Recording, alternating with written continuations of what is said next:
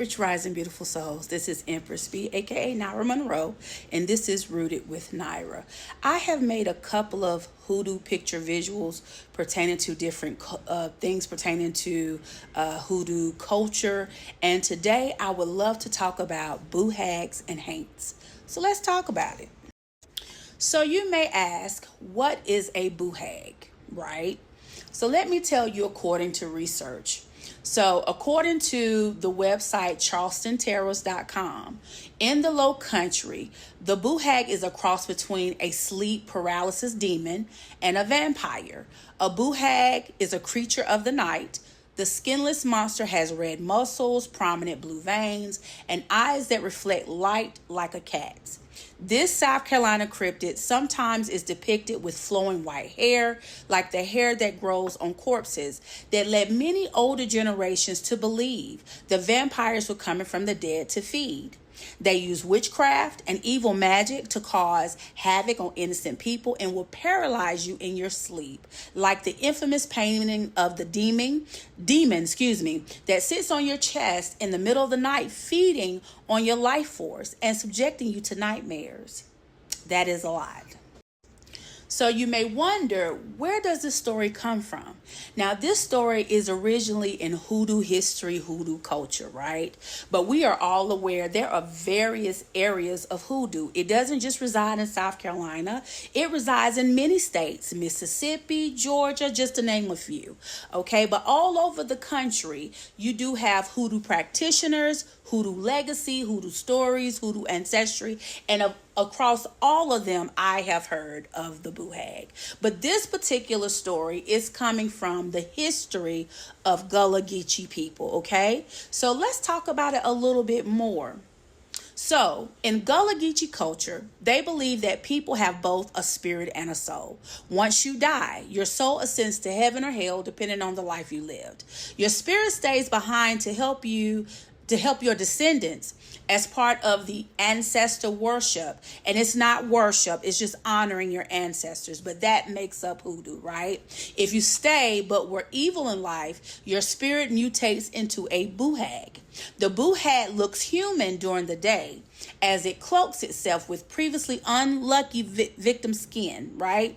At night, it escapes the skin and goes looking for its next victim. It can slip inside through any crack of a window or a crevice in a wall.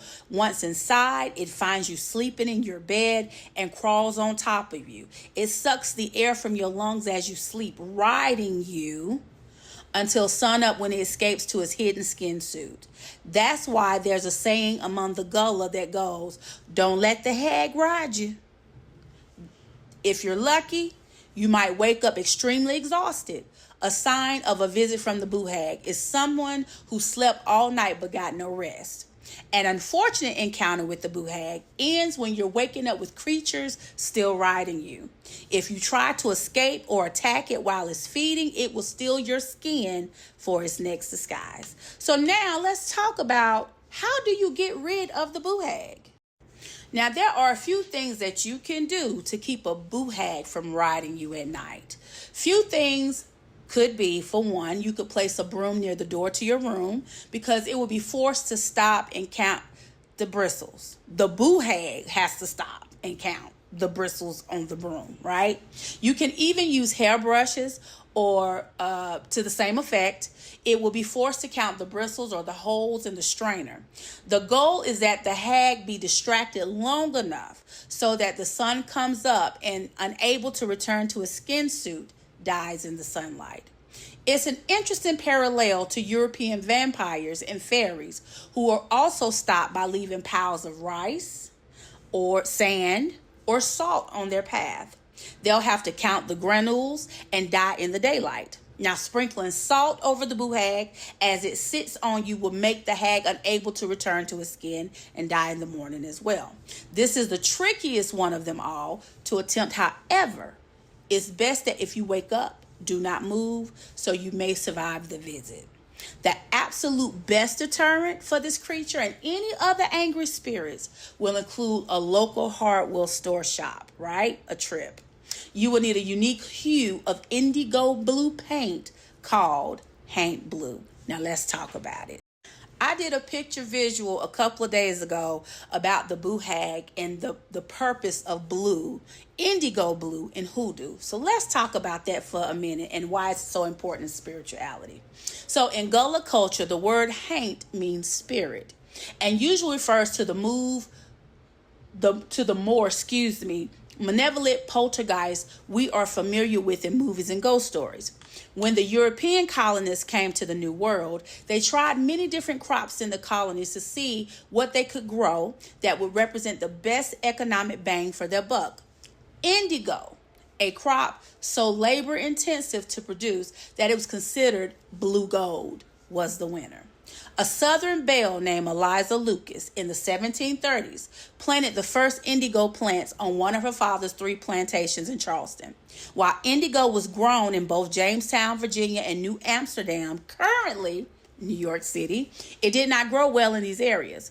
The Charleston plant was successful in the Low Country and became the biggest exploited item from the New World in a few short years.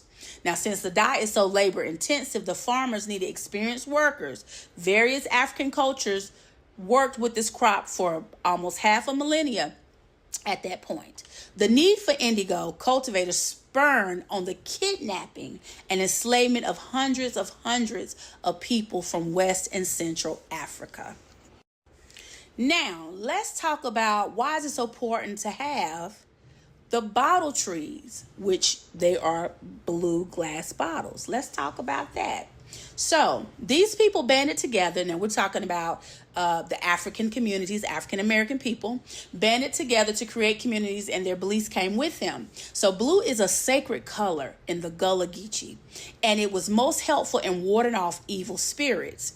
Blue bottles, the glass dyed with indigo, would be placed on the ends of tree branches and sticks to create bottle trees. Now, what might seem like a cute garden decoration is deterrent for spirits. The spirits can slip into the bottles, but they can't escape the tiny openings because of the color. Ringing or rustling from the bottle means a ghost was caught outside, okay? So, how can that Haint blue stop evil spirits? Let's talk about it. So, they used the dregs of dyeing vats and mixed the blue with lime and other chemicals to make a robin's egg blue, which became known as Haint blue. It was so close to the color of both the sky and the sea in the coastal low country of South Carolina that it became used to keep evil spirits away. Painting the Haint blue on window sills, shutters, doorways, and even the veranda ceilings kept the spirits and the Boo Hags away. The color would cause confusion as a ghost would think they had stumbled into a body of water, which they cannot cross, or stepped out into the open sky. Here it would be swept away by the wind or killed by the sun. It was a cheap and relatively easy way to keep away spirits.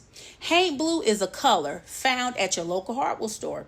It's common to see. It's painted onto the ceilings of man-covered porches. The mystical plant is believed to bring calm, make spaces feel more intensive than they are.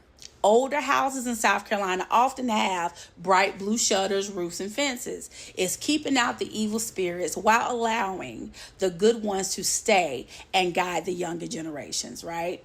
So still, while waiting on that can of Haint blue to be mixed up at the local hardware store, you might want to have a broom or two just to be safe. And that's the end of the teaching and story time about Boo Hags and the color Haint blue. Now, if you liked what you just learned or been encouraged to understand about hoodoo culture and about Boo Hags and Haint blue, please go over to YouTube and subscribe to my channel, Rooted with Nyra. And Nyra is spelled Nyra. For more content pertaining to hoodoo culture, the Africa diaspora, other African religions, African American culture and history, as well as spirituality altogether. Please check me out. Follow me on TikTok, Rooted with Nyra, YouTube, Rooted with Nyra, or on Instagram, Hands to the Root Sacred Healing for more. And I will talk to you soon. Peace, peace. They on their way. Keep shining, girl, you gon' be okay.